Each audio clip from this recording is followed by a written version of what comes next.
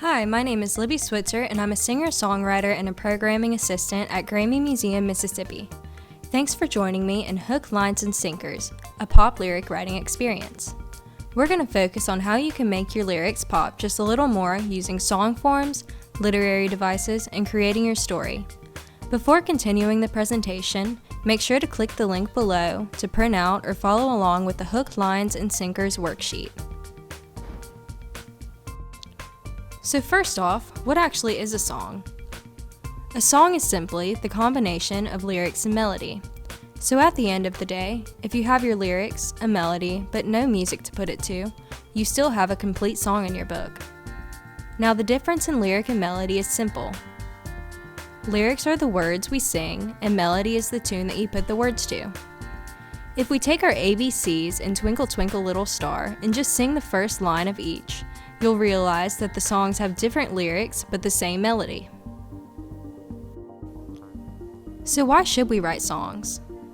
If you have the ability to write a song, then you have a chance to tell a story. You can tell your story, someone else's, or even the world's.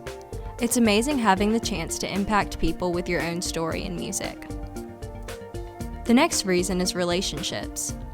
Working with people who enjoy what you're doing, especially when it comes to music, can be the most amazing thing. Forming friendships between music can be the best bonds that you can ever have. Musicians are honestly some of the coolest people that you'll ever meet. And the last reason is the buzz that you can get from writing a good, successful song. Being able to do what you want and write about it, and letting your words impact others can be the most empowering feeling. So why not just get your feelings out from a song? So what are the different parts of a song? The different parts of a song can allow you to mix and match to make all of your songs unique. A verse is going to tell you the story. The pre-chorus leads into the chorus. The chorus is the main part that everyone knows and usually holds the main idea.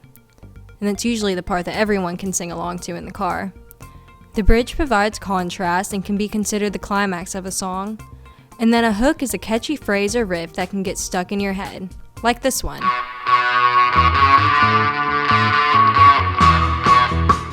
So just from hearing that little riff, we know that that song is by the Rolling Stones.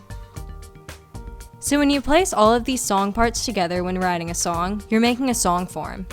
There are many different types of song forms like AAA, 12-bar blues, or AABA, but the one we're going to focus on today is going to be verse-chorus form. Verse-chorus form is the most common song form, especially for pop, country, and hip-hop music. The Middle by Zedd, featuring Maren Morris, is a perfect representation of a great modern pop song. The lyrics are relatable and have a great melody to sing along to. I encourage you to now pause the video and click on the link below to follow along with the middle. Try to identify where they sing the different song parts. Now we're going to learn how to use literary devices in your lyrics. Like we've all learned when writing in English class, there are certain tools that we can use to pull our listeners in closer and really hook them into the lyrics. Using literary devices in the lyrics can add more emotion and drama in your story. For example, I could say, "My heart has been broken," or I could replace it with a hyperbole and say, "My heart has been shattered into a million pieces." It may sound cheesy and dramatic, but it sounds much more painful than the first option and does a great job of making the listener feel it too. Let's go over what some of the literary devices are. A metaphor is a comparison without using like or as. A hyperbole is an extreme exaggeration. A simile is a comparison using like or as. Alliteration is using words that use the same beginning consonant. Personification is giving an inanimate object human characteristics. An onomatopoeia is using words that represent a sound. So let's take a look at some of the literary devices used in some of the greatest pop songs over time. If you want to challenge yourself, you can pause the video to guess which literary device is being used. There are definitions on the worksheet if you need help. So the first one is "You could be a sweet dream or a beautiful nightmare. Either way, I don't want to wake up from you." This one is going to be a metaphor. because Beyonce is comparing someone to a dream without using the words like or as. The next one is by Vanessa Carlton, "'Cause you know I'd walk 1,000 miles if I could just see you tonight." This one is going to be a hyperbole, because no one's actually going to walk 1,000 miles. That's a lot. The next one is by Lady Antebellum, "Steady as a preacher, free as a weed." That one's going to be a simile, because it's a comparison using like or as. The next one is by the Beatles, "Little darling, it's been a long, cold, lonely winter." This one is going to be considered alliteration because little, long, and lonely all begin with the letter L.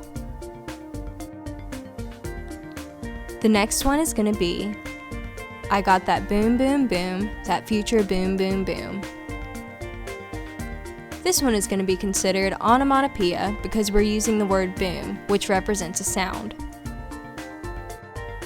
And the last one we're going to go over is by Michael Jackson, "You start to freeze as horror looks you right between the eyes." This one is going to be personification because we're giving horror a human characteristic. It can't actually look you right between the eyes. So now we're going to learn about creating your own story. Some of the best songwriters, including Casey Musgraves, use storytelling in their lyrics. Just like in a book, it's ear-catching to hear names, adjectives, and of course some drama. Creating a main character or two is a great way to start off. The character should be described and relevant to the story. And then the next one is the setting. Whenever I want to come up with the setting for my song, I always like to think about what my music video would look like. Do I want it in the desert, in New York, on the beach, or at my house? It can be anywhere. And then the last one is the plot. The song should follow a timeline and should have a plot from start to finish. Just like writing an English paper, sometimes it makes it easier to map out these things before diving right in. I encourage you to now pause the video and listen to Blowin' Smoke by Casey Musgraves. Try to identify the main characters and the problems that they may be facing. Listen to the story that she sings within 3 minutes and we'll go over it in the next slide. So if you listen to Casey Musgraves' Blowin' Smoke, by the end of the song, you know that she worked at a diner with several ladies who all hated their jobs. Every day they said that they wanted to leave, but as Casey said, they were just blowing smoke. So, before you write your own song, here's an example using all of the tools that we learned today. I started off with the name June and thought about where I wanted her to be. Thinking about a music video, I pictured her on a beach in California. And then for the plot, I answered the what's and the whys.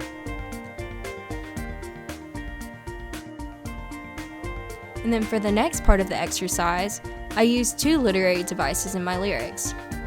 In the second line, it says, "Did your stolen money run away just like you did?" That would be considered personification, because money can't actually run, she just spent it all.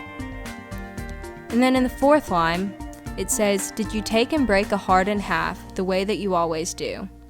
Heart in half is alliteration because both of the words start with H. So now we can listen to the final product. I heard you're stuck in California. Did your stolen money run away just like you did? I guess that's karma. Did you take and break a heart in half the way that you always do? Oh, June, what did you do? Oh, June, what have you done? Running from the love, trying to stay so young. Oh, June, it's nothing new. I'll be back here, waiting for you.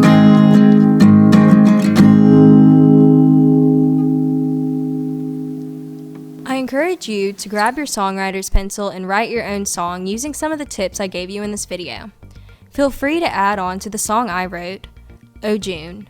You can add a second verse and maybe even a bridge.